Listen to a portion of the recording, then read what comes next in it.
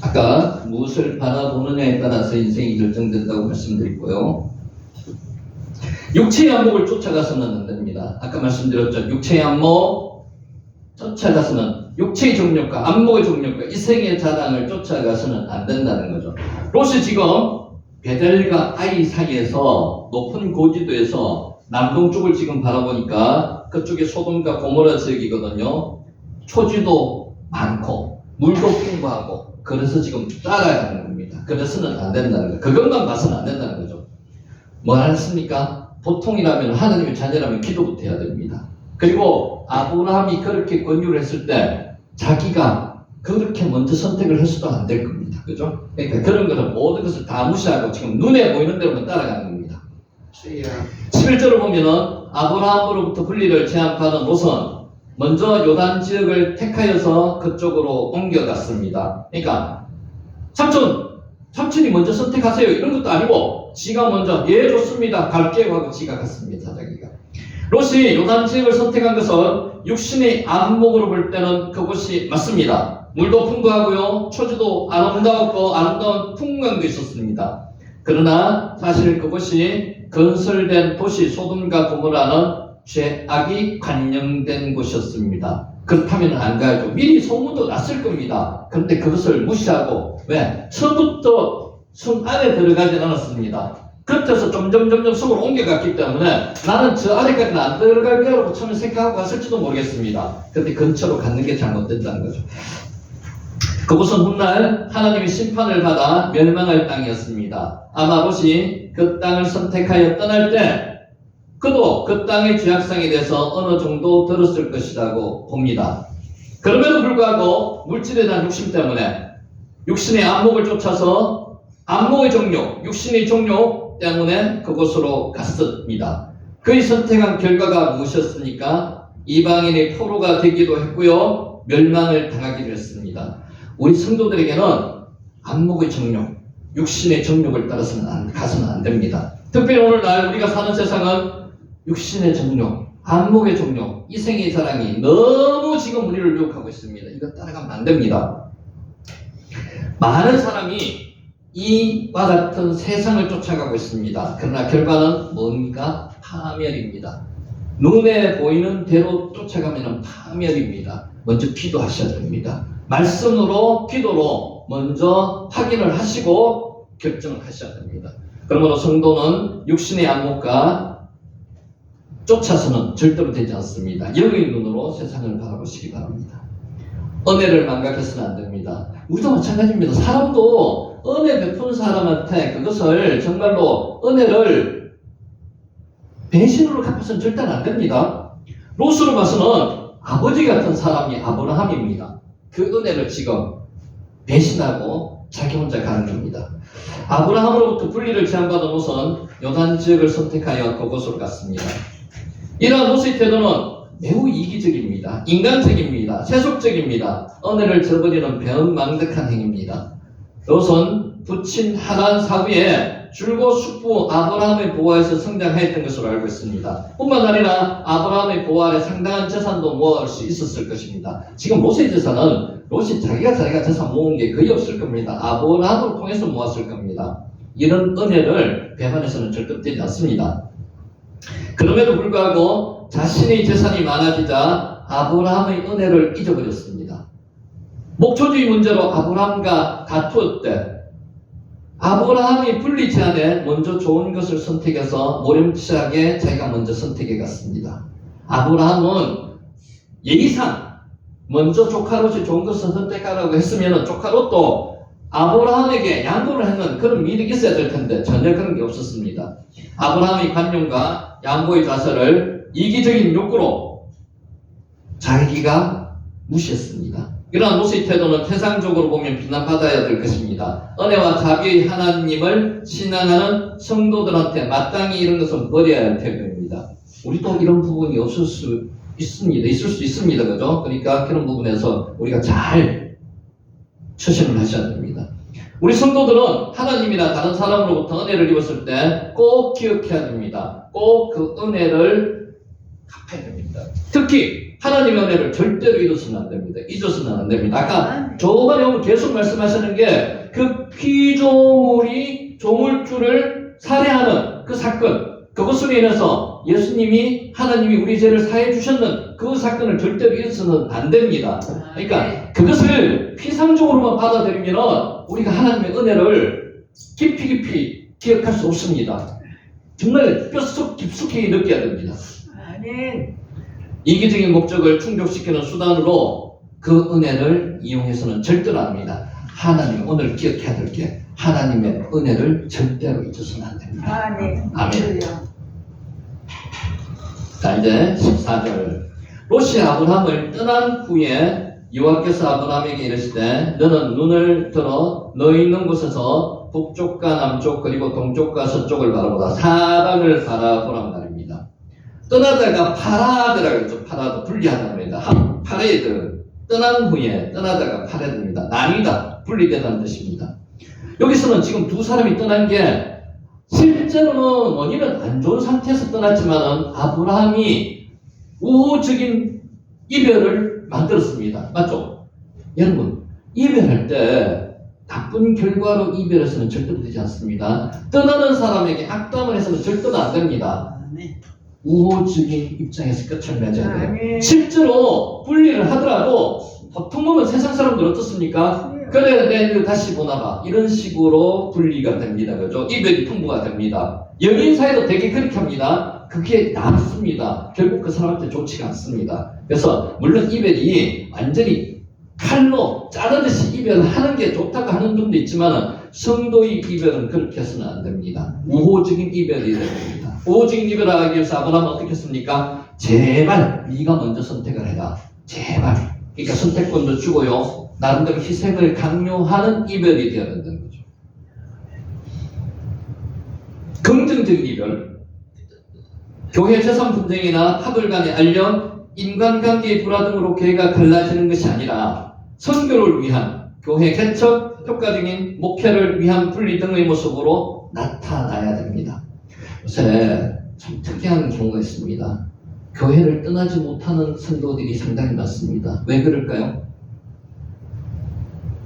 이게 아이러니컬한 문제가 생깁니다. 헌금은 하나님께 드리는 거지 않습니까? 내가 그 교회 헌금을 몇십 년 동안 해가지고 이 교회가 개척하면서부터 교회도 새로 건축을 하고 했기 때문에 나는 여기에 대한 지분이 있어. 맞습니까? 아닙니다. 없습니다. 없습니다. 근데 그 지분을 알게 모르게 인간적인 욕심으로 갖고 있는 사람이 많습니다. 그래서 떠나지 못하는 경우가 많습니다. 아닙니다. 헌금은요, 하나님께 드리는 거기 때문에 교회의 재산과는 상관없습니다. 떠날 때는 하나님의 명령이 있으면 가만히 떠나야 됩니다. 근데 그렇지, 그게 못 떠나고 계속 남아있어가지고 그게 이제 분쟁의 시가 되는 거죠. 그런 사람이 한두 명이면 괜찮은데 많아지면은 서로 자기들의 이권 하에서 그 교회가 있는 겁니다. 그러면 예배 옳게 되겠습니까? 아닙니다. 그것은 종교 집단이 되어 있는 거예요. 예배는 안 됩니다. 하나님이 안 보입니다. 세상이 보입니다. 세상이. 그래서 절대 되지 않는다는 거죠. 그래서 이별을 할 때, 떠날 때는 긍정적으로 상대방에게 해를 끼치지 말고 상대방의 선을 베풀고 떠나야 된다. 그게 떠나는 이별의 방법입니다. 그게 그리스도인들 이별의 방법입니다. 이별은 사람으로 이득을 위해서 이별하는 게 아닙니다. 하나님께서 그렇게 만들어 주시는 거죠. 롯이 아브라함을 떠난 후에 여호와께서 아브라함에게 이르셨습니다. 여기 여호와, 엘로힘 두 개 구분하실 수 있죠. 엘로힘은 어떤 하나님? 전지전능한 하나님. 천지를 창조하신 전지전능한 하나님을 대표하는 속성 이름이 엘로힘입니다. 여호와는 약속의 하나님, 언약의 하나님. 여기서 여호와께서, 이 용어 잘 보셔야 돼요. 여호와께서 아브라함에게 이르시되, 엘로힘께서 아브라함에게 이르시되가 아니었습니다. 여호와께서 아브라함에게 이르시되, 언약의 하나님께서 언약하시는 부분을 다시 한번 상기시켜 주시는 겁니다. 언약을 왜 했습니까? 땅을 주겠다, 자손을 주겠다, 복을 주겠다, 이 언약을 하셨지 않습니까? 이 언약의 하나님께서 아브라함에게 나타나셔서 이러셨습니다. 여러분, 지금 왜 하나님께서 이때 나타나셨을까요? 인간의 마음이 얼마나 허전하겠습니까? 자식과 같은 그 오래 데리고 있던 롯을 분리시켰습니다. 물론 긍정적으로 분리시켰지만 마음이 아플 거 아닙니까? 그때 아브라함께서 하나님에서 나타나셨습니다. 하나님 그런 하나님이세요. 이게 하나님의 뜻에 의한 분리였다는 것을 지금 증명하는 겁니다. 여호와 하나님, 언약의 하나님께서 그때 나타나셨습니다. 여기서 바브가 썼는데 바브는 엔드잖아요, 그죠? 바로 롯이 아브라함을 떠난 후, 여기서 한글로는 지금 번역이 안 되어 있지만 즉시 바로 이런 뜻입니다. 바로 바브 하나님께서 나타나셨습니다. 우리가 외롭고 어렵고 힘들 때 여러분 혼자라고 생각하지 마세요. 즉시 하나님께서 나타나셔서 여러분에게 위로하십니다. 말씀을 주십니다. 그 사랑의 하나님이십니다. 뿐만 아니라 아브라함이라는 이름이 다시 등장한 압달락에 아브라함을 떠나 최악의 땅을, 죄악의 땅을 향해 가는 롯의 사건을 다뤘다면 지금부터는 구속사의 주역으로 부름받은 아브라함을 중심으로 줄거리가 이제 나타나게 전개될 거라는 것을 지금 의미하는 요 구절이 여호와께서 아브라함에게 이르시되 와 여호와 그리고 여호와께서 약속의 언약의 하나님께서 아브라함에게 나타나시는 겁니다.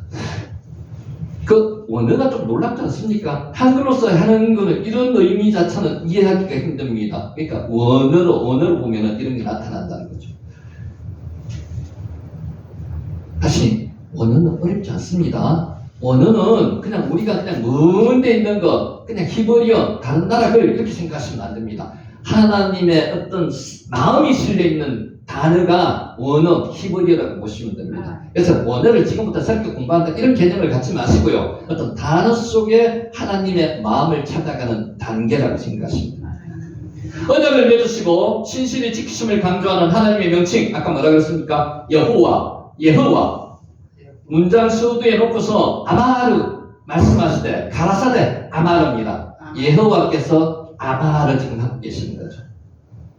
말을 연속시킴으로써 앞으로 전개될 내용이 아브라함의 언약과 관련된 여호와의 하나님의 계심을 암시하는 겁니다. 이제 여기서부터 아브라함이 이제 완전히 본토 친척 아비집을 다 떠난 상태, 명령이 완전히 복종된 상태에서 전개되는 거란 말입니다. 롯이 아브라함을 떠난 후에 여호와께서 아브라함에게 이르시되 너는 눈을 들어 너 있는 곳에서 남쪽과 북쪽과 남쪽과 그리고 동쪽과 서쪽을 바라보라. 이게 바라봄의 법칙하고 똑같습니다. 눈을 들어 바라봐야 됩니다. 여기서 바라보다는 것이 라입니다. 눈을 들어 바라봐야 됩니다. 하나님을 바라볼 때 밑으로 보는 게 아니라 눈을 들어 바라봐야 됩니다. 여러분 기도할 때 유대인들은 서서 하늘을 향해서 손을 들고 이렇게 기도합니다. 기도 안 되실 때 그렇게 한번 해보세요. 하나님께 손을 들고 하나님을 바라보면서 기도해보세요. 눈을 들어 바라보라. 눈을 들어. 다 합니다. 지극하면 이렇습니다. 너희 눈을 들라. 그리고 바라보라. 여기도 바브가 쌓이는 게 and 동작이 명령이 두 가지입니다. 너희 눈을 들어라. 그리고 바라보라. 여기도 나아가 쌓입니다. 제발 원컨대 하나님께서 명령을 그냥 하시는 게 아니고요. 하나님께서도 사랑하는 자녀들에게 어떤 존칭을 쓰신다고 보시면 됩니다. 아브라함에게 아브라함아 제발 눈을 들어 나를 바라봐. 원컨대 나를 바라봐. 그 하나님의 마음이 보이십니까? 야 너 나 바라봐 이런 뜻이 아니라는 거죠. 내를 한번 바라봐. 위로의 하나님. 여러분 지금 고난 속에 있으시면 하나님한테 기도 한번 해보세요. 하나님이 여기서 원어가 나입니다. 나 김춘자 본사 제발 원컨대 나를 바라봐. 너 마음 아프지? 나를 바라봐. 이런 하나님의 마음이 지금 여기 담긴 겁니다. 하나님께서는 지금까지 자신과 더불어 동행하였으며 아들과 같이 소중히 여기던 롯을 떠나보내고 착잡하고 정말 복잡하고 어떻게 사람이 한 사람 떠나면요 굉장히 착잡합니다. 마음이 섭섭합니다. 뭘로 표현하기가 어렵습니다. 그죠? 주위에 있는 사람이 매일 밥을 먹고 보면 옆에 있던 사람이 떠나갔습니다. 동물도 없으면 굉장히 서운합니다. 요새 잘 되는 사업 중에 하나가요. 펫 사업이 잘 된다고 이야기하죠. 개, 고양이 이런 애완동물 사업. 완전히 사람처럼 돼버렸어요. 그래서 성경적인 것은 아닌 것 같습니다. 너무 동물을 사람 취급하는 게 안 맞습니다. 성경적으로 어떻게 해야 된다고요? 개는 개처럼 취급해야 돼요. 고양이를 고양이처럼 취급해야 돼요. 근데 개를 사람처럼 취급하는 건 안 맞죠. 성경적인 건 안 맞습니다. 그 제일 보기 힘든 게 목사님들이 그런 경우가 상당히 많습니다. 성도들을 제일 우선적으로 생각해야 되는데, 물론 목사님이 직접 하시고자 해서 그런 건 아니겠죠. 가족이 그래서 그런 수도 있겠지만 개는 개처럼 사람은 사람처럼 이렇게 돼야 됩니다. 사람은 어떻게 창조하셨다고요? 하나님의 성품이 들어가게 창조하셨습니다. 영이신 하나님, 사랑이신 하나님, 자유케 하시는 하나님, 그 안에 하나님의 그 성격이, 성품이 들어가 있어요. 근데 개와 고양이는 그런 성품이 없습니다. 애완동물입니다. 있어도 되고 없어도 되는 거죠. 개를, 고양이를 그렇게 하면 안 된다고 저는 봅니다. 성경적인 이야기는 아닙니다. 성경적으로 안 맞습니다. 그리고 아브라함에게 친히 찾아오셔서 위로하시는 하나님. 오늘 여러분에게 기도하시면, 오늘 기도하시면은 이 시간에도 여러분 곁에 오셔서 위로하실 겁니다. 얼마나 힘든 게 많습니까? 저도 마찬가지고 여러분도 마찬가지고 말 안 해서 그렇지. 그것도 말할 것 같으면 소설 한 장에 한 10권을 써도 될 겁니다. 지금 입장에서. 그날 함부로 사람한테 하지 마십시오. 사람한테 하면 그게 해가 돼서 내한테 돌아옵니다. 누구한테 하려고요? 하나님께 하세요. 그럼 하나님께서 어떻게? 나 원어가 납니다. 나 원컨대 너 정말 너무 고생 많지? 너무 힘들지? 라고 하나님께서 찾아오십니다. 오늘 그 하나님 만나시기 바랍니다. 아멘. 아멘. 아멘. 두 분 만나셨습니다. 나머지 분도 만나시기 바랍니다. 자, 한편 본문에 우리 애가 라아에서 나오는 거거든. 라아가 뭐라 그랬죠? 라아 본다는 뜻인데 그냥 보는 게 아니고요. 면밀히 자세히 살펴보는 거. 이 라가 어디 쓰였습니까? 함이 아버지의 벌거벗은 모습을 들어가서 볼 때 라를 썼습니다. 그 라는 어떤 라라고요? 그냥 아버지가 신기해서 바라본 거 아니라고.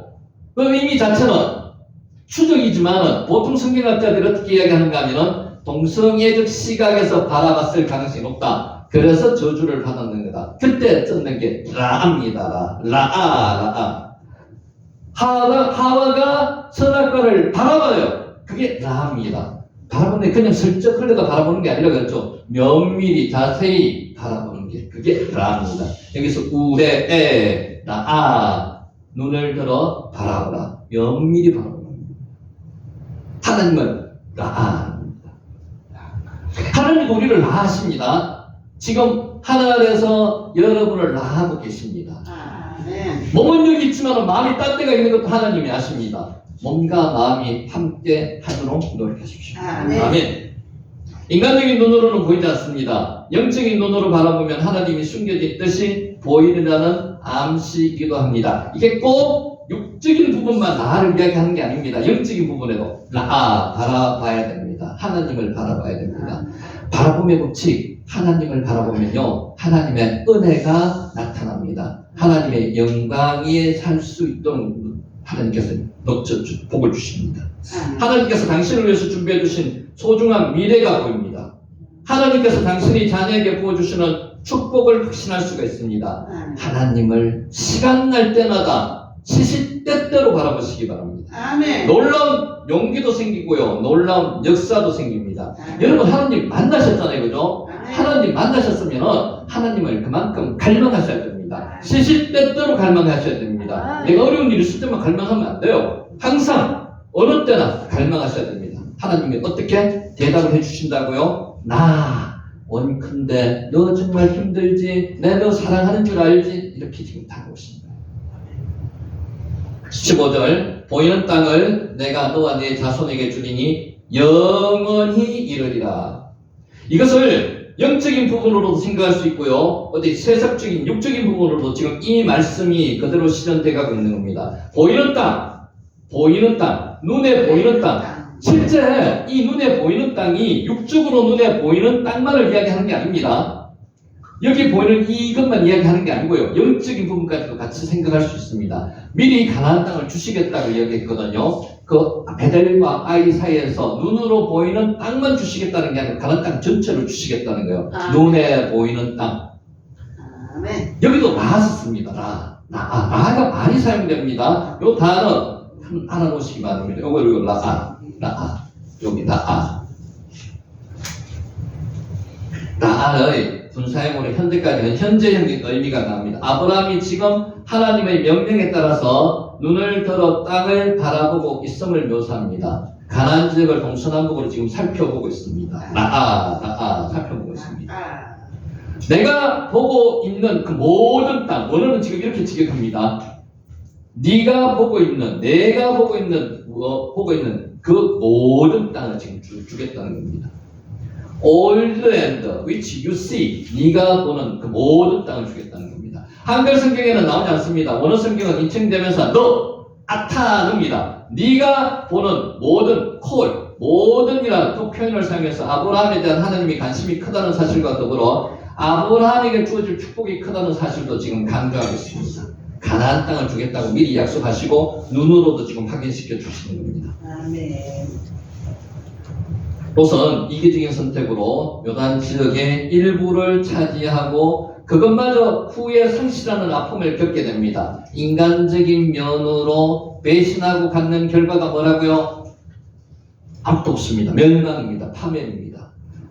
그것을 양보한 아브라함은 이 세상의 모든 것의 주인이신 하나님으로부터 네가 보고 있는 모든 땅을 어떻게 준다고요? 영원히 준대요. 영원히 중요한 겁니다. 영원히가 이 영원히가 영적으로 생각하면요, 하늘 나라 갈 때까지 하늘 나라에서도 영원히 준다는 겁니다. 하나님 나라의 땅을 준다는 겁니다. 영원히 올람 영원입니다. 영원히. 아브라함의 시야에 들어오는 땅은 사실 그에게 실제 주어진 땅보다 제한된 법이, 아까 제가 말씀드렸죠. 가나안 땅 전체를 하나님께서 주신다고 말씀하셨는 거, 예표적으로 지금 눈에 들어오는 땅, 위로하러 지금 내려오셨는 거예요. 위로하러 오셔가지고 아브라함이 지금 이야기하고 있는 겁니다. 네가 보고 있는 모든 땅은 약속의 땅 가나안뿐만 아니라 영적으로도 표현할 수가 있습니다. 바라볼 수 있는 하나님 나라를 그때까지도 암시할 수 있습니다. 하나님께서는 자신을 비우는 자에게 내 것을 희생하고 포기했지 않습니까? 하나님께서 채워주시는 거죠. 희생하고 포기하는 자에게 채워주십니다. 현재 약속과 함께 미래에 바라볼 수 있는 소망도 주십니다. 우리 성도들도 눈에 보이는 세상적인 것을 포기할 때 비록 눈에 보이지 않으나 하나님께서 우리에게 약속하신 천국의 부활을 차지하는 영광을 주실 것입니다. 여러분 포기하는 게 정말 많습니다. 주일날 예배 드리면서 포기할 수 있는 것도 많고요. 오늘 여기 나오시면서 포기하고 나오신 거 많잖아요. 그죠? 그 포기하고 나오신 거는 포기하고 끝나는 게 아니에요. 하나님께서 나머지 부분으로 채워주신다는 말이에요. 그 부분을 오늘 믿으시기 바랍니다. 하나님은 공평하신 하나님입니다. 절대로 하나님께서 제짜하게 그러시는 건 절대로 아닙니다. 약속의 땅이 주어질 대상이 레카,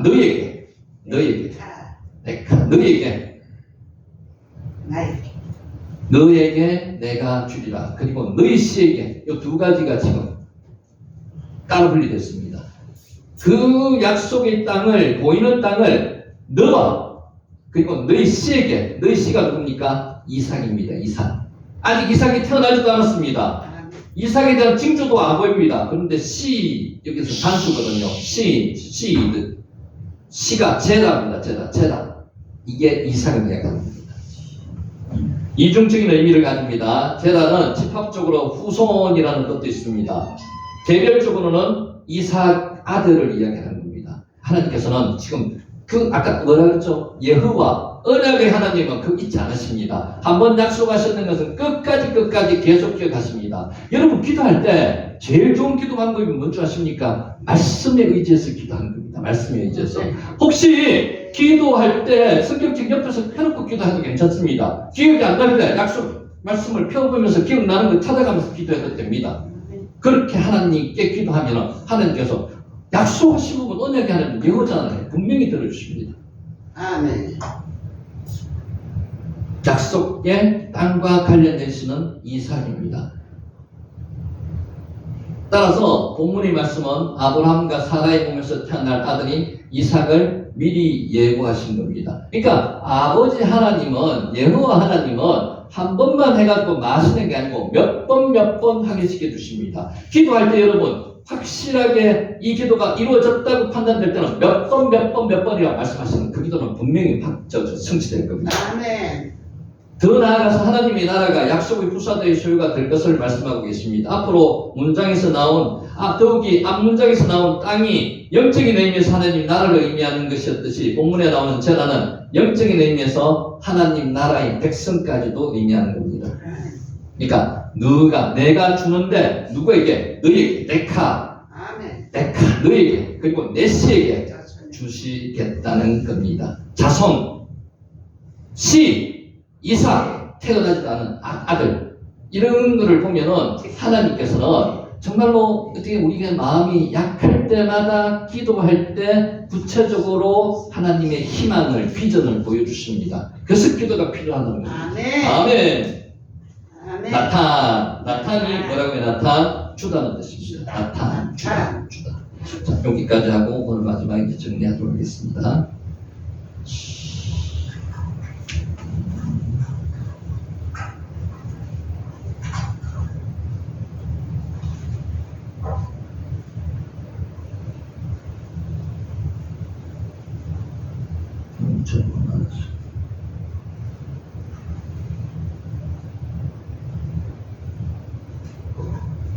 멋있죠? 일출 장면입니다. 포항의 일출 장면. 어렵습니다. 해돋이 보러 갔어요? 네? 해돋이 보러 갔어요? 아니요, 이제 보내주시는 분이 있어가지고 제가 하나 캡처했었습니다. 하나님 선세한 침묵의 소리에 이거 본문 한번 볼게요. 하나님의 섬세한 침묵의 소리에 반응하라. 마태복음 3장 1절에서 11절 사이의 말씀을 가지고 마지막 정리합니다. 마태복음 3장 1절에서 2절 메시지 성경을 읽습니다. 예수께서 갈릴리에 살고 계실 때 세례자라 하는 요한이 유대 강내에서 말씀을 전하고 있었다. 그의 메시지는 주변 광야만큼이나 간결하고 꾸밈이 없었다. 너희 삶을 고쳐라. 하나님의 나라가 여기 있다. 이렇게 하니까 조금 읽는 것이 덜 나죠, 그죠? 그러니까 너희 삶을 고쳐라. 하나님의 나라가 여기 있다. 요게 지금 요 뜻입니다. 회개하라. 천국이 가까워 왔느니라. 요게 설교입니다. 회개하라. 천국이 가까워 왔느니라. 회개는 좀 전에 말씀드렸죠. 회개는 한 번의 행위가 아닙니다. 회개는 신앙생활의 시작이고 가정임의 결론이라고 할 수 있습니다. 계속 해야 되는 게 회개입니다. 왜냐하면 우리가 계속 죄를 범할 수밖에 없는 약한 존재이기 때문에 그렇습니다. 회개는 한 번 끝나는 게 아닙니다. 회개는 매일의 일상이 되어야 합니다. 기도 중에서 반드시 들어가야 될 게 회개입니다. 항상 우리는 잘못을 범할 수 있는 가능성이 있는 인간이기 때문에 해결을 해야 된다는 거죠. repentance, 영어로 repentance. 성경 원문에 쓰인 헬라 명사는 메타노이아. 메타노이아 자주 이야기하죠. 메타노이아, 돌아오다는 뜻입니다. 돌아오다. 메타노이아, 돌아오다. 우리말 성경은 메타노이아를 회개로 번역했습니다. 회개. 자, 회개는 국어사전에 이렇게 나와 있습니다. 잘못을 뉘우치고 고침. 회개. 이거 우리 알고 있는 겁니다. 신앙생활로 들어가는데 필요한 요건의 하나다. 살아온 삶이 잘못되었음을 자각하여 죄인임을 반성하고 그로부터 벗어나려는 뜻을 세워 새로운 생활로 들어가게 하는 일을 이룬다. 굉장히 복잡하지만은 회개는 잘못했는 거, 용서받는 것을 회개라고 보시면 됩니다. 용서를 구하는 거. repentance. 대부분 영어 성경은 뉘우치다, 후회하다는 뜻을 가진 repentance로 번역하고 있습니다. 번역은 완전한 번역이 하나도 없습니다. 나라 글자가 다르기 때문에. 그러니까 히브리어로 영어를 완벽하게 구현할 수 없고요. 히브리어를 한글로 완벽하게 구현할 수가 없습니다. 그러니까 이 성경은 어떤 성경이든 다 번역본입니다. 히브리어 원문으로 보면은 우리가 나름대로 히브리어에 대한 지식이 있으면은 그래도 제일 정확하게 할 수 있는데 지금 이렇게 나름대로 강의하면서 보여주는 부분이 우리 한글 성경보다는 조금 더 상세하게 내용을 보여주시는 거라고 생각합니다. 히브리어로 보는 게 제일 정확합니다. 그래서 영어가 완벽한 번역이 아닙니다. 4세기 로마 제국이 기독교를 공인한 후에 성경을 자국의 라틴어로 번역했습니다. 회개하라를 아기테 파이니텐티암이라고 했습니다. 라틴어가 이렇게 되어 있습니다. 고해성사를 말하는 겁니다. 그러니까 라틴어로 번역을 했어요. 그때는 아람어였습니다. 아람어. 신약 성경은 아람어로 쓰여졌습니다. 대부분이 그것을 라틴어로 번역을 했는 겁니다. 겁니다. 그러니까 그 라틴어로 번역했는 것도 완벽한 게 아니랍니다. 완벽하게 보려면 아람어로 가야 됩니다. 성경에서 말씀하고 있는 회개는 헬라어입니다. 메타노이아는 생각 또는 목적을 바꾼다. 그러니까 메타노이아 자체는 생각을 바꾼다, 목적을 바꾼다는 뜻입니다. 메타노이아는 히랍 원어는 생각하고 보는 방법 자체가 바뀌는 것, 혹은 새로운 의식, 모든 형태의 자기중심적인 것에서 벗어나 완전히 다른 차원의 실제 접함으로써 가치체계, 의식구조 자체가 근본적으로 바뀌는 것을 의미합니다. 메타노이아는 의식을 바꾸라, 보는 법을 바꾸라, 눈을 뜨다는 뜻입니다. 어렵습니다, 말이. 자, 요렇게 또 비교 종교학자는 이야기를 했습니다. 영어 성경에는 리펜턴스로 되어 있는 것이 보통이지만 사실은 컨버전으로 번역하는 것이 원어에 더 가깝습니다. 바뀌는 겁니다. 회개하라, 천국이 가까이 왔느니라 말은 눈을 떠서 천국에 가까이 있음을 알라, 혹은 정신 차리라 하는 말로 바꿀 수 있다고 생각합니다. 요새 많이 쓰는 말로 의식의 변형, 트랜스포메이션, 컨사이언스니스로 축구하는 말이 요 회개라는 뜻으로도 의식할 수 있습니다. 의식의 변형. 말이 어렵습니다. 자, 넘어갈게요. 헬라어 메타노이아가 가진 뜻과 의미로 회개를 이해하면 회개는 깨달음을 통한 의식의 전환, 가치관의 변화, 쉽게 우리가 말합니다. 하나님께 돌아오는 게 회개예요. 회개는 내면의 변화를 통한 삶의 목적을 변화하며 나와 익숙한 말과 행동을 버리는 것.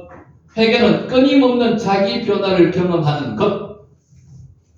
로마서 12장 1절 2절 세 번역으로 읽습니다. 형제 자매 여러분, 그러므로 나는 하나님의 자비하심을 힘입어 여러분에게 권합니다. 여러분의 몸을 하나님께서 기뻐하실 거룩한 산제물로 드리십시오. 이것이 여러분이 드릴 합당한 예배입니다. 여러분은 이 시대의 풍조를 본받지 말고 마음을 새롭게 함으로 변화를 받아서 하나님의 선하시고 기뻐하시고 완전하신 뜻이 무엇인지를 분별하도록 하십시오.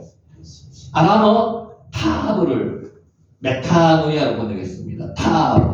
타브는 가는 길을 멈추고 원래 자리로 돌아가는 행위. 그래서 우리가 뭐라고 해서 원래 자리가 어디예요? 하나님께 돌아가는 거.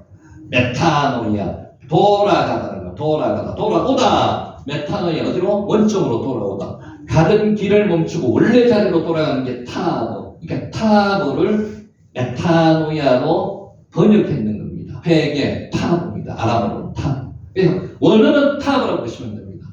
히브리 아닙니다. 아람어입니다. 예수님은 헬라어로 설교하지 않으시고 아람어로 말씀하셨습니다. 신약 성경은 아람어입니다. 원래는 헬라어 메타노이아는 아람어 타브에 대한 번역입니다. 아람어 타브는 가던 길을 멈추고 원래의 자리로 돌아가는 것을 말합니다. 자신의 처음 모습을 회복하는 것을 말할 때 사용하는 단어입니다. 하나님께로 돌아가는 것, 원적으로 돌아가는 메타입니다. 타브. 우리의 원래 자리는 어디며 원래의 모습은 무엇일까요? 그 원래 자리가 하나님입니다. 하나님. 그 원점이 하나님이라는 거죠.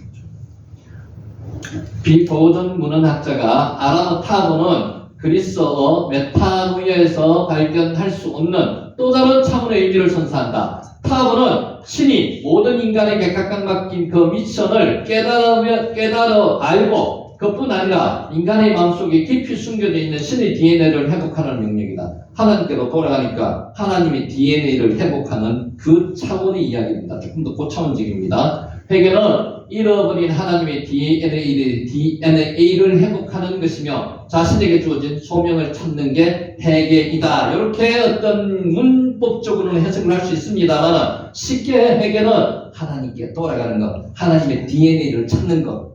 우리는 하나님의 성품을 따라서 우리가 지어졌지 않습니까? 하나님의 성품을 회복하는 것, 회개.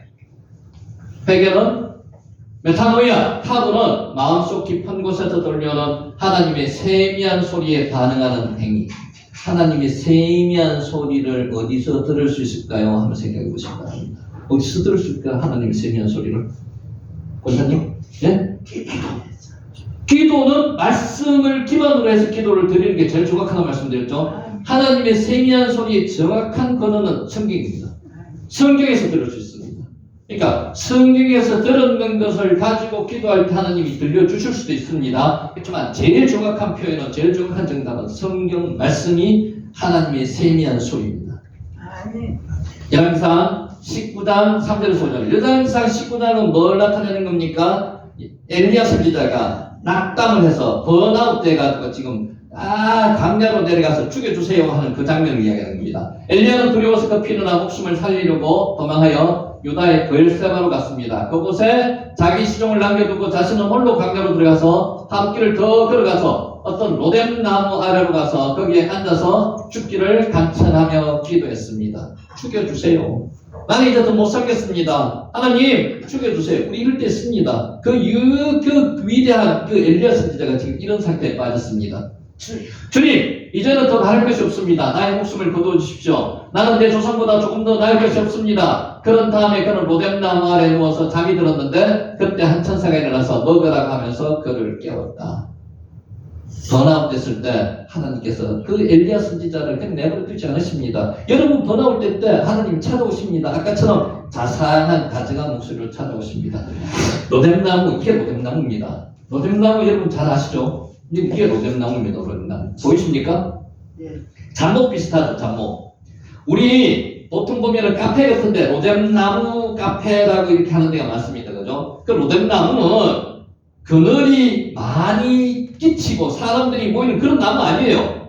로뎀나무는 이렇게 빈약한 나무입니다. 빈약한 나무. 로뎀나무는 볼품이 없고 그늘이 없습니다. 로뎀나무는 신과 안식의 상징이 아니라 고난을 상징하는 나무입니다. 그래서 그걸 이름을 알고 지었으면 다행인데 그 보통 카페가 어떤 곳이라 합니까? 신과 안식이 있는 곳이 로뎀나무지 않습니까? 근데 로뎀나무라고 그렇게 모르고 짓는 경우도 많습니다. 로뎀나무는 신과 안식이 있는 게 아니고요. 고난의 상징입니다. 고난의. 엘리야의 처지를 잘 나타내고 있는 나무입니다. 죽여주세요 하는 나무입니다. 로뎀나무에서 가서 그늘도 없으면 여기 빛 다 들어옵니다. 이때 여기서 누워가지고 죽여주세요 하는 겁니다. 얼마나 지금 비참한 입장이냐 말이죠. 하나님께서 여기에 찾아오시는 거예요. 엘리야는 거기 있는 동굴에 이르러 거기에서 밤을 지냈습니다. 그때 주님께서 그에게 말씀하셨습니다. 엘리야야, 너는 여기서 무엇하고 있느냐? 하나님께서 찾아오시는 거죠. 엘리야가 대답했습니다. 나는 이제까지 주 만군의 하나님을 열정적으로 섬겼습니다. 그러나 이스라엘 자손은 주님과 맺은 언약을 버리고 주님의 제단을 헐었으며 주님의 예언자들을 칼로 쳐서 죽였습니다. 이제 나만 홀로 남아있는데 그들은 내 목숨마저 없애버리려고 찾고 있습니다. 주여 죽여주시옵소서. 콜드 마마 닥터가 섬세한 침묵의 소리가 콜드 마마 닥터 섬세한 침묵의 소리로 하나님께서 오셨습니다. 마음 깊은 곳에서 들리는 소리라는 뜻입니다. 하나님이 엘리야의 마음 안에 계셔서 엘리야에게 섬세한 침묵의 소리로 말씀하시는 겁니다. 여러분 마음 안에서 하나님의 섬세한 소리가 들리시길 바랍니다. 콜드 마마다카. 하나님의 선지자 엘리야는 이세벨의 말 한마디에 두려움을 느껴서 자기가 있어야 할 자리를 떠나 도망하였습니다. 로뎀나무 밑에서 죽기를 간구하며 모든 것을 포기했습니다. 엘리야는 메타노야의 회개, 타압의 회개가 필요합니다. 사람은요 어느 순간에 이렇게 될지 아무도 모릅니다. 엘리야 선지자는요 그 성경상에 나오는 가장 강력한 불의 선지자였습니다. 하늘에서 불을 끄집어 내릴 사람 선지자였습니다. 이 선지자도 우리와 성정이 똑같은 선지자입니다. 그렇게 위기가 왔을 때 이세벨이 뭡니까? 그냥 아무 의미도 없는 이 여자가 나타나서 너 죽일 거야 라고 하니까 거기에 겁먹어가지고 도망가는 겁니다. 그렇게 될 수 있는 게 인간입니다. 하나님은 엘리야를 하나님의 산 호렙으로 부르셔서 섬세한 침묵에 있었니 콜드 마마다카로 말씀하십니다. 엘리야는 하나님의 임재가 자기 안에 있음을 깨달았습니다. 내면에 하나님께서 말씀하시는 겁니다. 자신이 해야 할 일, 자기가 있어야 할 곳이 어디인지를 사명을 다시 이야기해 주는 겁니다. 하나님의 섬세한 침묵의 소리로 하나님의 DNA를 회복한 엘리야는 다시 자기의 자리로 돌아와서 자기 일을 합니다. 여러분 오늘 섬세한 콜드 마마다카 하나님의 섬세한 침묵의 소리가 들으시기를 바랍니다. 하나님의 섬세한 침묵의 소리를 듣는 사람은 원망과 불평이 없습니다. 하나님과 교통하는 사람이기 때문에 자신이 있어야 할 곳에서 자신이 해야 할 일을 하는 사람이 이런 사람입니다. 하나님의 DNA를 가지고 겸손하고 열정적으로 자기에게 맡겨진 일을 감당하는 사람입니다. 하나님의 생활 방식을 따라하는 사람이고요. 다른 사람에게 친절하고 너그럽고 바르게 행동하는 체닥한 의를 가진 사람입니다. 하나님의 섬세한 침묵의 소리를 어떻게 들을 수 있을까요? 여기서부터 중요합니다. 성경을 통해서 하나님의 섬세한 침묵의 소리를 들을 수 있습니다. 성경을 통해서 기도할 때도 물론 들을 수 있지만 제일 중요한 게 성경을 통했습니다. 하나님의 말씀은 살아있고 힘이 있어서 어떤 양날 칼보다도 더 날카롭습니다. 그래서 사람 속을 꿰뚫어서 혼과 영을 갈라내고 관절과 골수를 갈라놓기까지 하며 마음에 푸는 생각과 의도를 밝혀냅니다. 히브리서 4장 12절 세 번역으로 읽었습니다. 디모데후서 3장 16절 17절 세 번역으로 읽습니다. 모든 성경은 하나님의 영감으로 된 것으로서 교훈과 책망과 바른 양과 의로 교육하게 유익합니다. 성경은 하나님의 사람을 유능하게 하고 그에게 온갖 선한 일을 할 수 있는 것입니다. 성경입니다. 성경은 제대로 읽으면 내가 죽습니다. 내 소리도 죽습니다. 하나님의 말씀이 내 생각을 죽이시며 나의 소리를 잠잠하게 하십니다. 내 소리가 죽을 때 하나님의 섬세한 소리 콜드 마마 다카가 들립니다. 뿐만 아니라 사람의 존재에 현명하게 되고 하나님의 방식을 따라 착하고 너그럽고 바르게 살 수 있습니다. 성경이 그렇습니다. 여러분 우리 성경 통독했는 거 지금 잊으시면 안 됩니다. 그대로 계속 연습하셔야 돼요. 콜드 마마다카 거기서 하나님의 침묵의 소리가 섬세한 소리가 들리시기 바랍니다. 들리실 겁니다. 하나님의 섬세한 침묵의 소리를 들을 수 있는 사람은 뭐라 그러고요? 원망과 불평이 없습니다. 하나님의 섬세한 침묵의 소리를 듣는 사람은 겸손하고 열정적으로 자기에게 맡게 된 사명을 감당합니다. 하나님의 섬세한 침묵의 소리는 어디서 들을 수 있습니까? 성경을 통해서만 들을 수 있습니다. 기도할 때도 들리지만은 기본적으로 성경을 통해서 말씀하십니다. 성경을 제대로 읽으면 내가 죽습니다. 내 소리도 죽습니다. 하나님의 말씀이 내 생각을 죽이십니다. 내 소리를 잠잠하게 하십니다. 내 소리가 죽을 때 하나님의 섬세한 침묵의 소리를 들을 수 있습니다. 성경을 통해서 내 생각이 죽고 내 소리가 잠잠하게 되어서 하나님의 섬세한 침묵의 소리를 들을 수 있는 저와 여러분이 되시기를 예수님의 이름으로 축복하면서 오늘 강의를 마칩니다. 기도드리겠습니다.